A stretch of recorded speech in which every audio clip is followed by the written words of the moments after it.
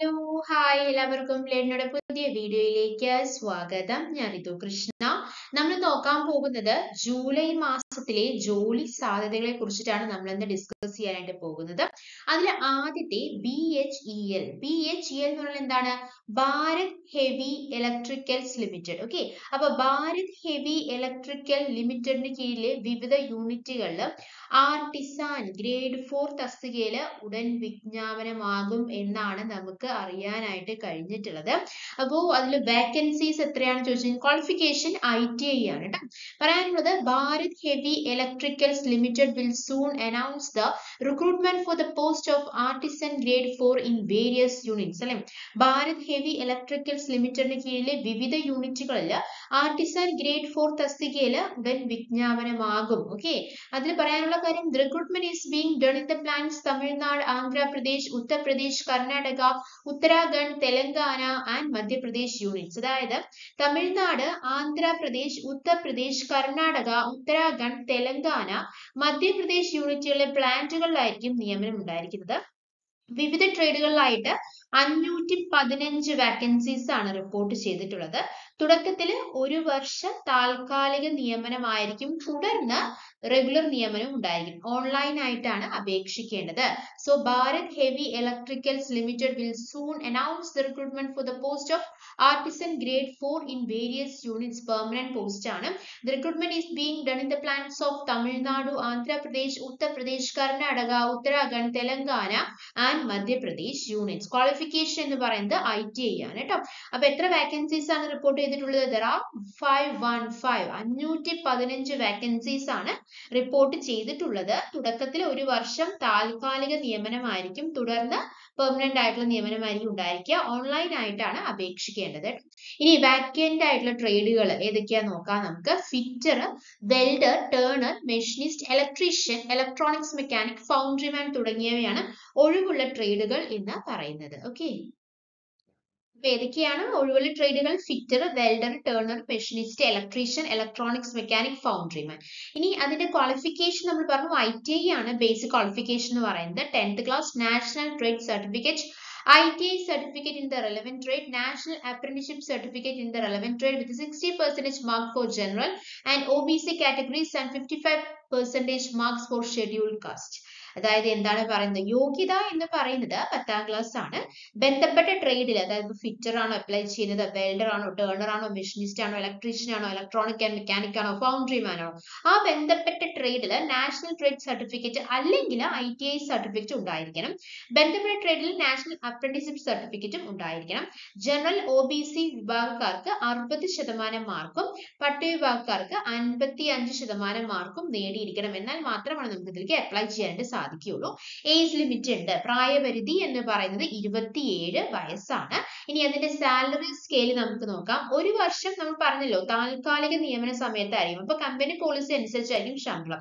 പിന്നീട് റെഗുലർ നിയമനമായി കഴിഞ്ഞാൽ starting salary എന്ന് പറയുന്നത് 29,500 rupees ആണ്. എവിടെ വരെ ആവാം? 65,000 rupees വരെ എന്താകാം ശമ്പളം അല്ലെങ്കിൽ സാലറി സ്കെയില് വരുന്നുണ്ട് കേട്ടോ. പിന്നെന്താണ് പറയാനുള്ളത്? കൂടുതൽ ഡീറ്റെയിൽസ് നിങ്ങൾക്ക് അറിയണമെങ്കിൽ എന്താണ് https://careers.bhel.in എന്നുള്ള വെബ്സൈറ്റിൽ നോക്കിയാൽ മതിയാകും. അപ്പോൾ BHEL 515 ആർട്ടിസൺ വാക്കൻസീസ് ആണ് വന്നിട്ടുള്ളത്. ഇതിൽ യോഗ്യത എന്ന് പറയുന്നത് ITI ആണ്. റെഗുലർ നിയമനമാണ്. ഏതൊക്കെ ഒഴിവുള്ള ട്രേഡുകൾ ഏതൊക്കെയാണ്? Fitter, welder, turner, machinist, electrician, electronics mechanic, ഫൗണ്ടറിമാൻ.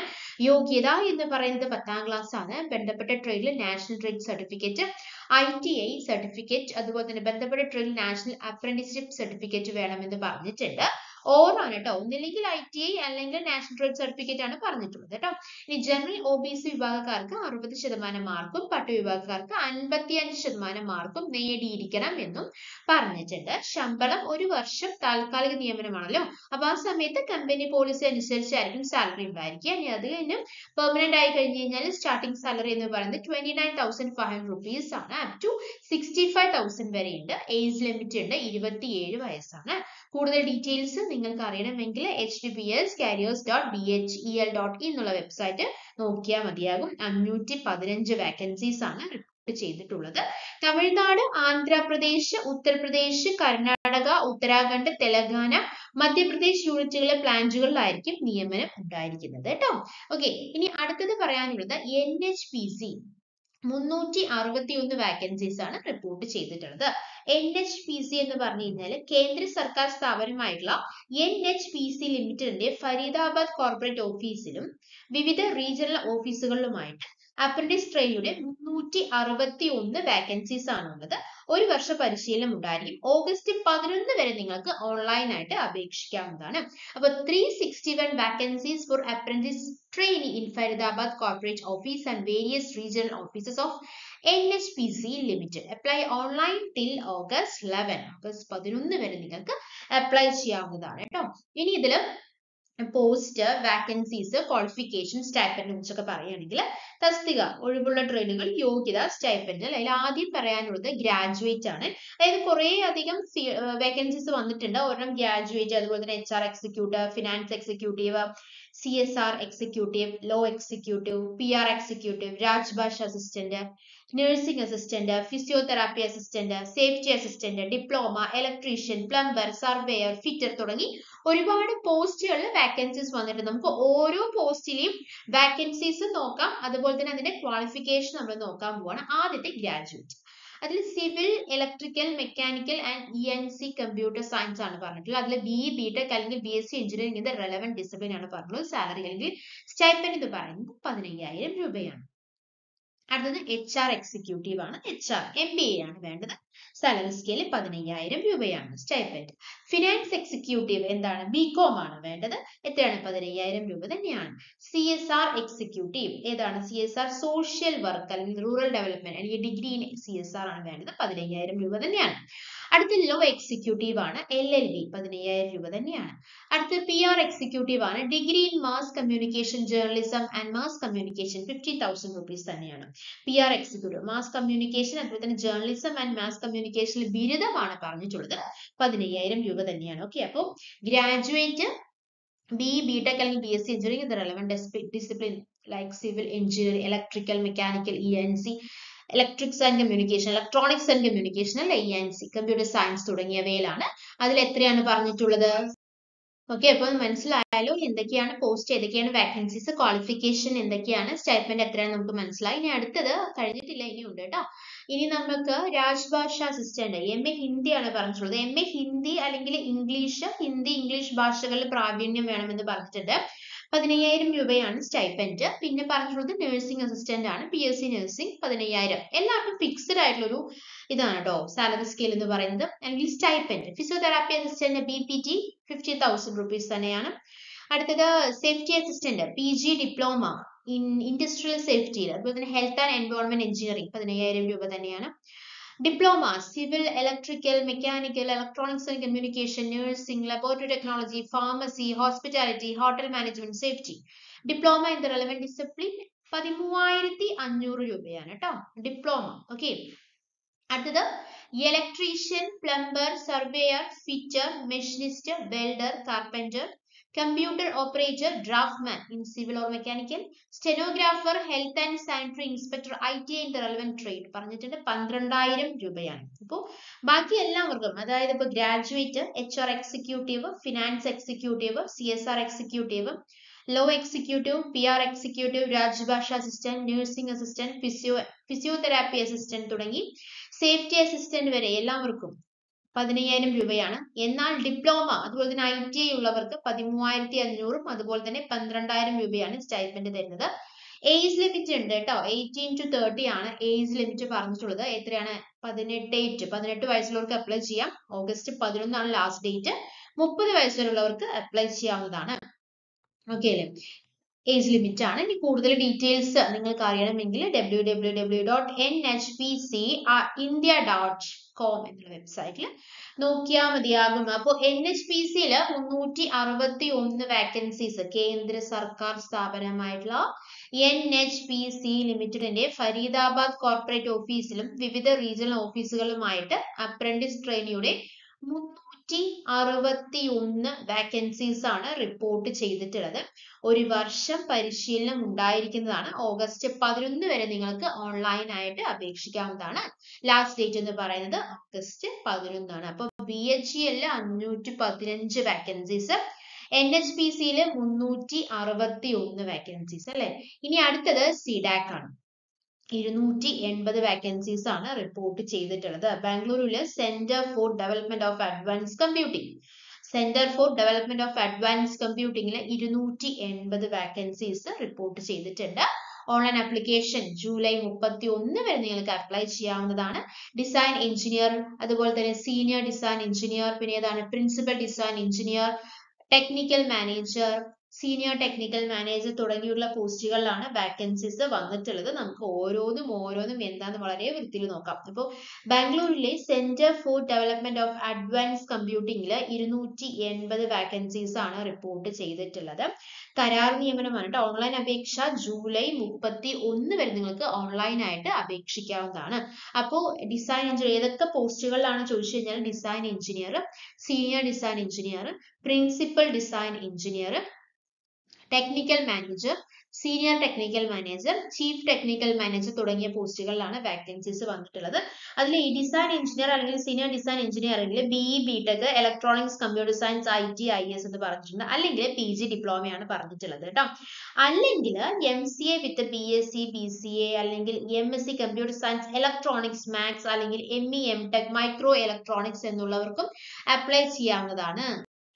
അല്ലെങ്കിൽ ഇതൊന്നും അല്ലെങ്കിൽ PhD in micro electronics, VLSI computer science, ML photonics എന്നുള്ളവർക്ക് അപ്ലൈ ചെയ്യാവുന്നതാണ്. ഫോട്ടോണിക്സിൽ കേട്ടോ. അപ്പോൾ design engineer, senior design engineer കേട്ടോ. ഓക്കെ. ഇനി principal design engineer, technical manager, senior technical manager, chief technical manager, consultant അല്ലെ. ഇത് BE BTech ഇലക്ട്രോണിക്സ് ആണ് പറഞ്ഞിട്ടുള്ളത്. അല്ലെങ്കിൽ PG diploma, VLSI, MSc electronics ഉള്ളവർക്ക് അപ്ലൈ ചെയ്യാം. മാത്സ് പഠിച്ചവർക്കും അപ്ലൈ ചെയ്യാം. അല്ലെങ്കിൽ ME MTech മൈക്രോ ഇലക്ട്രോണിക്സ്. സംഭവം എന്താണ്? ഇതിലേക്ക് അപ്ലൈ ചെയ്യുകയാണെങ്കിൽ ഒന്നില്ലെങ്കിൽ BTech വേണം, അല്ലെങ്കിൽ MSc വേണം. ഓക്കെ, അതാണ് ഇവിടെ പറഞ്ഞിട്ടുള്ളത്. VLSI ആണ് അവർ പറയുന്നത്. VLSI electronic system design applied maths, അല്ലെങ്കിൽ PhD മൈക്രോ ഇലക്ട്രോണിക്സ് VLSI. അപ്പൊ VLSIക്കാണ് ഇമ്പോർട്ടൻസ് കൊടുത്തിട്ടുള്ളത് കേട്ടോ. അപ്പോ ഏതൊക്കെ ഫീൽഡുകൾ മനസ്സിലായല്ലോ. എഞ്ചിനീയറിംഗ് പോസ്റ്റ് ആണ്. Engineering post. അപ്പൊ എഞ്ചിനീയർ ആവാം. BTech ഇല്ലാതെ എഞ്ചിനീയർ ആവാൻ പറ്റുന്ന, BTech ഉള്ളവർക്കും ആവാം, BTech ഇല്ലാതെ എഞ്ചിനീയറിംഗ് ആവാൻ പറ്റുന്ന ഒരു വാക്കൻസീസ് ആണ് നമ്മളിപ്പോ റിപ്പോർട്ട് ചെയ്തിട്ടുള്ളത്. സിഡാക്ടിലെ 280 വാക്കൻസീസ് കേട്ടോ. ഇനി അതിന്റെ കാര്യങ്ങൾ, ഡിസൈൻ എഞ്ചിനീയർ ആവാൻ എക്സ്പീരിയൻസ് വേണമെന്ന് പറഞ്ഞിട്ടുണ്ട്. 3 വർഷത്തെ എക്സ്പീരിയൻസ് ആണ് പറഞ്ഞിട്ടുള്ളത്. ഏജ് ലിമിറ്റ് ഉണ്ട് 30 വയസ്സ് കേട്ടോ. ഇനി സീനിയർ ഡിസൈൻ എഞ്ചിനീയറിന് 3 to 6 years ഓഫ് എക്സ്പീരിയൻസ് വേണമെന്ന് പറഞ്ഞിട്ടുണ്ട്. ഏജ് ലിമിറ്റ് 33 ആണ്. ഇനി പ്രിൻസിപ്പൽ ഡിസൈൻ എഞ്ചിനീയറിന് 6 to 9 years ഓഫ് എക്സ്പീരിയൻസ് വേണമെന്ന് പറഞ്ഞിട്ടുണ്ട്. 37 ആണ് ഏജ് ലിമിറ്റ് എന്ന് പറയുന്നത്. ഇനി technical manager 9 to 13 years of experience വേണമെന്ന് പറഞ്ഞിട്ടുണ്ട്. ഏജ് ലിമിറ്റ് 41 years ആണ്. ഇനി senior technical manager 13 to 18 years of experience വേണമെന്നാണ് പറഞ്ഞിട്ടുള്ളത്. ഏജ് ലിമിറ്റ് 46 ആണ്. ഏതാണ്? സീനിയർ ടെക്നിക്കൽ മാനേജർ അല്ലെ. ഇനി പിന്നെ ഇത് ചീഫ് ടെക്നിക്കൽ മാനേജർ അല്ലെങ്കിൽ കൺസൾട്ടന്റ് ആണ്. 18 years ഓഫ് എക്സ്പീരിയൻസ് വേണമെന്ന് പറഞ്ഞിട്ടുണ്ട്. ഏജ് ലിമിറ്റ് 65 ആകുന്നവരെ നിങ്ങൾക്ക് അപ്ലൈ ചെയ്യാവുന്നതാണ് എന്നുള്ളതാണ്. 50 to 65 years ഓഫ് ഏജ് വരെ അപ്ലൈ ചെയ്യാവുന്നതാണ്. അപ്പോൾ design engineer 3 years of age. ഏറ്റവും കുറവ് എക്സ്പീരിയൻസ് വേണ്ടത് ഡിസൈൻ എഞ്ചിനീയറിനാണ്. ബാക്കിയൊക്കെ 3ന്റെ മൾട്ടിപ്ലിക്കേഷൻ പോലെയാണ് അല്ലെ. 6, 9 പിന്നെ 13 ആണ് വരുന്നത്. 18 അല്ലെ, പിന്നെ 18 അല്ലെ. അപ്പൊ അത്രയും എക്സ്പീരിയൻസ് വേണമെന്ന് പറഞ്ഞിട്ടുണ്ടാവും. അപ്പൊ അത്രയും സാലറി സ്കെയിലും അവർ പ്രൊവൈഡ് ചെയ്യുന്നുണ്ടാവും കേട്ടോ. അല്ലാതെ വെറുതെ ഇത്രയും എക്സ്പീരിയൻസ് വേണമെന്ന് പറയില്ലേ. ഓക്കെ. അപ്പൊ ഇതിൽ ക്വാളിഫിക്കേഷൻ ലാസ്റ്റ് ഡേറ്റ് ജൂലൈ 31 ആണ്. ക്വാളിഫിക്കേഷൻ എന്ന് പറഞ്ഞ് മനസ്സിലായല്ലോ. ഓവറോൾ പറയുന്നത് ഒന്നില്ലെങ്കിൽ BE BTech ആണ് പറയുന്നത്. മെയിൻ ആയിട്ട് കമ്പ്യൂട്ടർ സയൻസ് ഇലക്ട്രോണിക്സ് അതാണ് പറയുന്നത്. IT IS എന്ന് പറഞ്ഞിട്ടുണ്ട്. അല്ലെങ്കിൽ പറയുന്നത് MSc കമ്പ്യൂട്ടർ സയൻസ് അല്ലെങ്കിൽ MSc ഇലക്ട്രോണിക്സ് മാത്സ് ആണ് പറയുന്നത് കേട്ടോ. അപ്പോ അങ്ങനെയുള്ളവർക്ക് അപ്ലൈ ചെയ്യാം. ഇനി കൂടുതൽ ഡീറ്റെയിൽസ് നിങ്ങൾക്ക് അറിയണമെങ്കിൽ www.sidac.in എന്നുള്ള വെബ്സൈറ്റിൽ നോക്കിക്കഴിഞ്ഞാൽ നിങ്ങൾക്ക് കൂടുതൽ ഡീറ്റെയിൽസ് കാണും.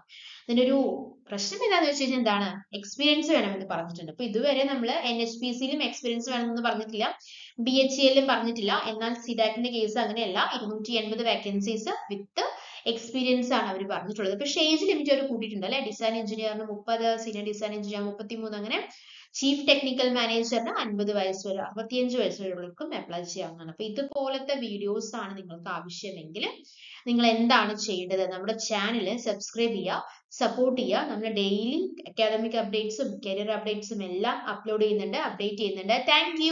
Thanks for your time. By.